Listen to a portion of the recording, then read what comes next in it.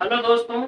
जैसा कि हमने पिछले लेक्चर के अंदर पूरी भूगोल के बाद इंट्रोडक्शन के बारे में पढ़ा था, तो आज हम क्लास दूसरी करने स्टार्ट जा रहे हैं।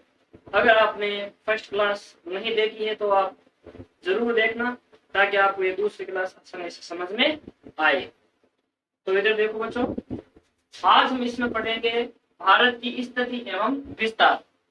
भारत की स्थिति एवं विस्तार। भारत की स्थिति विस्तार पढ़ने से पहले हमें अक्षांश व देशांतर के बारे में जानना पड़ेगा। अक्षांश व देशांतर क्या होते हैं?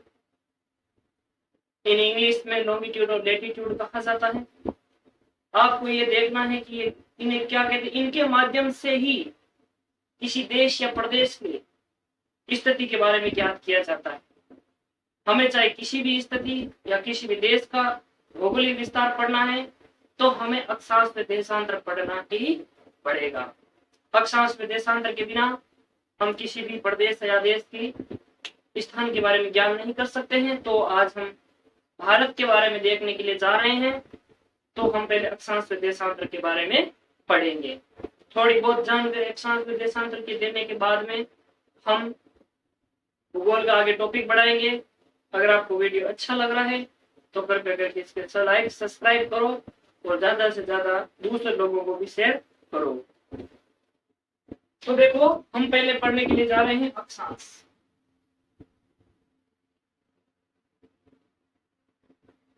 पहले तो ये बताओ कि अक्षांश कहते किसे हैं।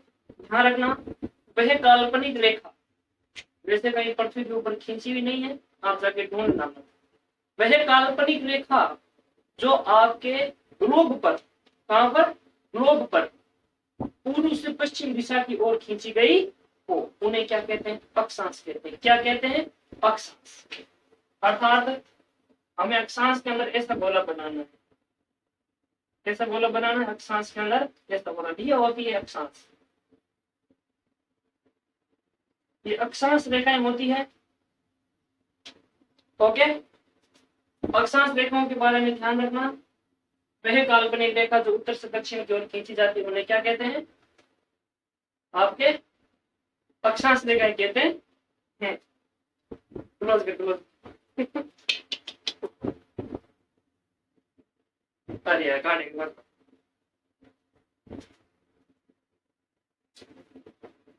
वह काल्पनिक रेखा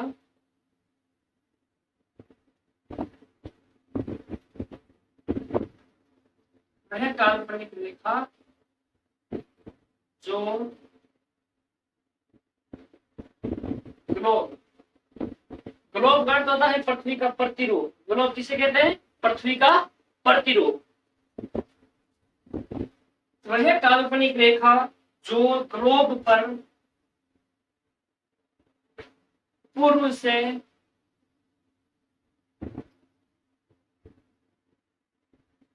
पश्चिम दिशा की ओर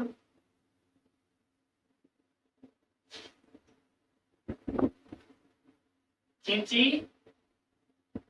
जाती है।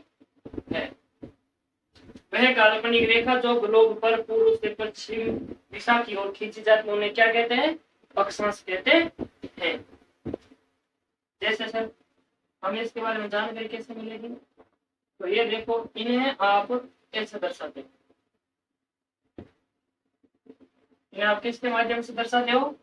ऐसे दर्शाते हो, जिसे आप इसे कह सकते हो परख। वैसे आपको इम्पोर्टेंट अक्षांश बताता हूँ, जैसे 0 डिग्री अक्षांश, जिसे हम मकर रेखा कहते हो।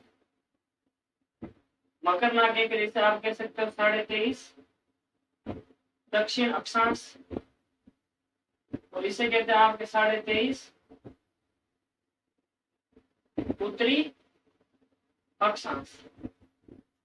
ओके, इसे 0 डिग्री कहते हैं। इसे भूमध्य रेखा भी कहा जाता है, इसे विषुवत रेखा भी कहा जाता है। ओके, फिर बाद में आप देखो अक्षांश। अक्षांशों की कुल संख्या कितनी होती है? अक्षांशों की कुल संख्या होती है आपसे 180।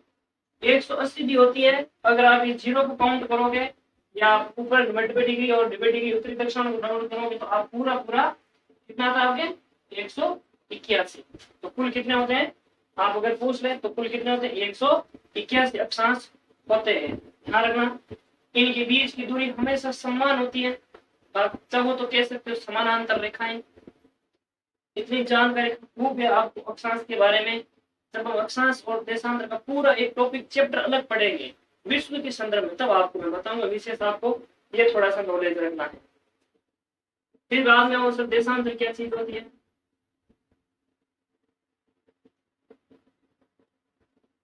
देशांतर आप लिख सकते हो वह काल्पनिक रेखा जो ग्लोब पर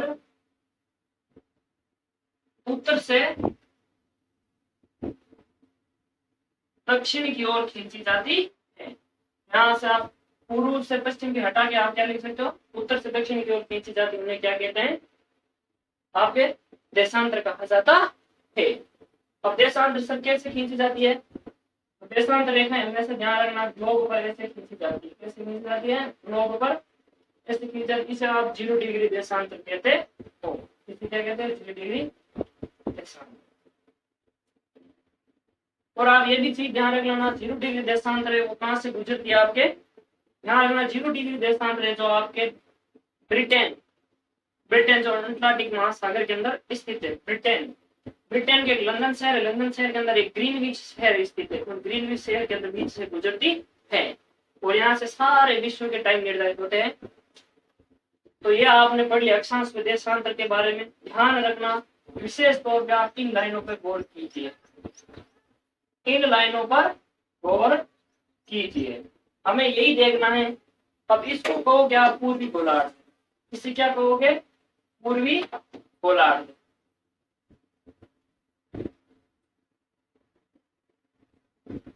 और इसे क्या कहोगे? पश्चिमी गोलार्ध।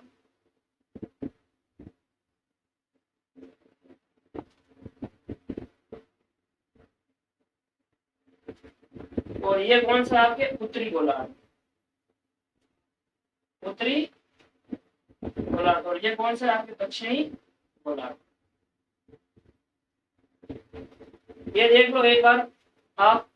और इसके बाद में आपको पूरा इसी के ऊपर आपको वीडियो के आपको पूरा भारत का मैप बनाकर बताता हूँ कि किससे और कहां से भारत पाया जाता है।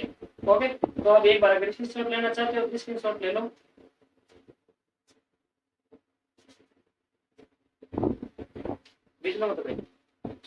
तो देखो आज हम एक ग्लोब बनाकर आपको पूरी तरीके से आपको भारत की स्थिति बताता हूँ ताकि आप कभी भी नहीं भूलोगे। आपको पूरा मैप के माध्यम से बताऊंगा। ये क्या है? ग्लोब।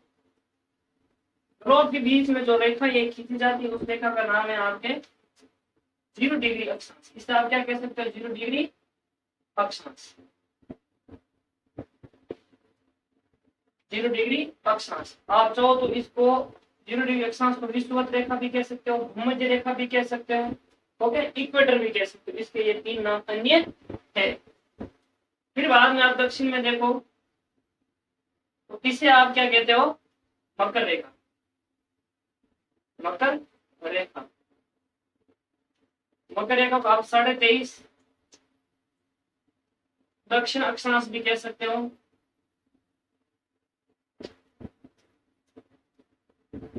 और फिर बाद में आप देखो किसे कहते हैं? कर्क रेखा।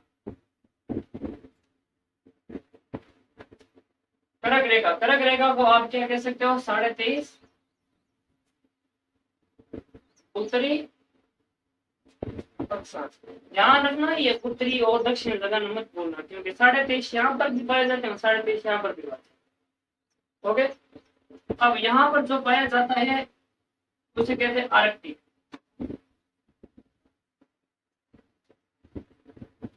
आर्कटिक इसे कहते हैं 67 उत्तरी अक्षांश।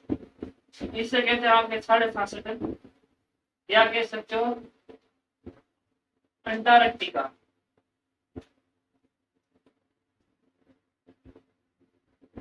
अंटार्कटिका।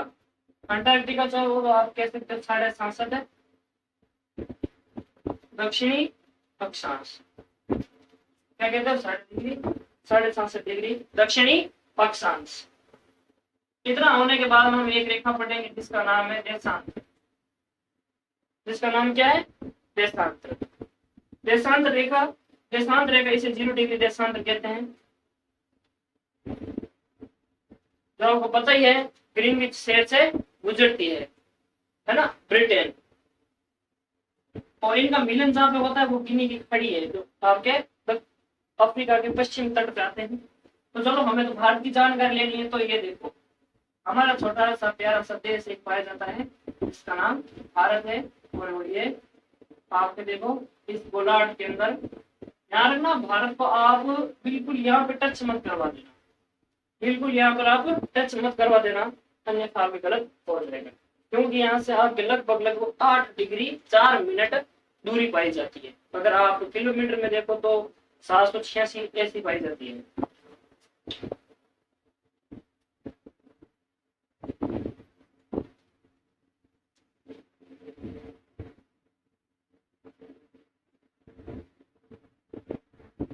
है ना, कर्क रेखा जो भारत के बीचों बीच से गुजरती है ना, 8 राज्यों से गुजरती है, ध्यान रखना। जो कर्क रेखा किसको 2 भागों में विभाजित करती है, ध्यान रखना। ये देख लो भारत में स्थिति ये है, आप देखो तो ये है आपके, अगर इनको 2 गोलार्ध में बांटा जाए तो ये एक हो जाएगा पूर्वी गोलार्ध, ये कौन सा हो जाएगा? पूर्वी गोलार्ध। और ये हो जाएगा आपके पश्चिमी गोलार्ध। ओके, तो ये आपके पूर्वी गोलार्ध और ये पश्चिमी गोलार्ध। आप अगर इन दोनों को अलग अलग भागों में बांटे जाए तो एक गोलार्ध हो जाएगा आपका उत्तरी गोलार्ध। आप इसको क्या कहोगे? इस गोलार्ध को क्या कहोगे आप? उत्तरी गोलार्ध, उत्तरी गोलार्ध।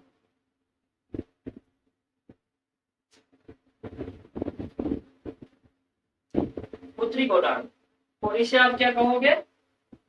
दक्षिणी।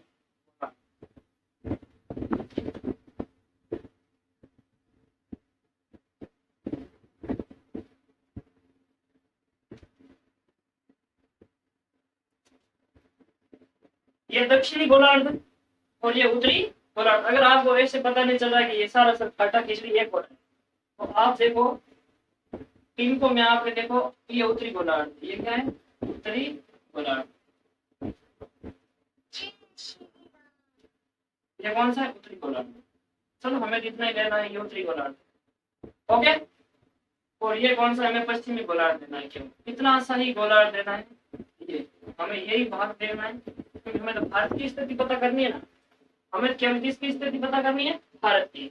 अब देखो उत्तर में ये मिल गया और पूर्व के अंदर भी ये मिल गया, तो आप इसे कौन सा दर्जा दोगे?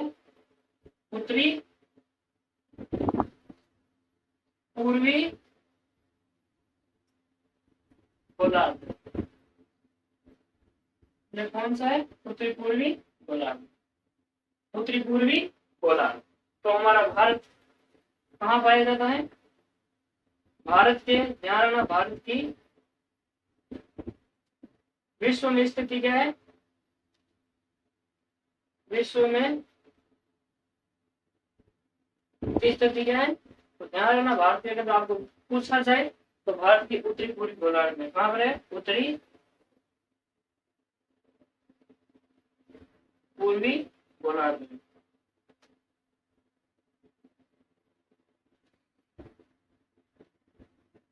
तो ये देखो बच्चों, हमने यहाँ तक इनका पूरा अध्ययन करने का प्रयास किया। इतना सा समझाने के लिए मैंने आपको देखो कितना बड़ा मैप बना के समझाया। इसी तरीके से हम एक एक करके सारे टॉपिकों को इसी के माध्यम से समझेंगे। अगर आपका कोई डाउट हो तो कमेंट बॉक्स के अंदर बता देना, ताकि उसमें और सुधार किया जाए।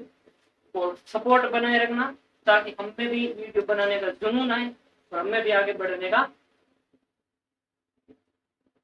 ये इतना होता है। आप अगर आपको इसमें से कुछ डाउट है तो आप मुझे कमेंट में बता देना कि सर हमें ये चीज का डाउट है, हमें ये चीज समझ में नहीं आया, तो आपको पूरा डाउट क्लियर किया जाएगा अगले लेक्चर के अंदर। अगर आपने पहले वाला लेक्चर नहीं देखा है तो कृपया करके वो जरूर देखना। अगर वो नहीं देखा तो ये समझ में नहीं आएगा। इसके बाद में जितने भी फैक्ट है कल भारत के लंबाई, चौड़ाई, तटीय इलाके, तो सारे वो पढ़ेंगे। ओके, तो हमारे चैनल को लाइक सब्सक्राइब कमेंट जरूर करना और हमें बताना कहाँ कहाँ हमारी कमी है। ओके, थैंक यू, जय हिंद।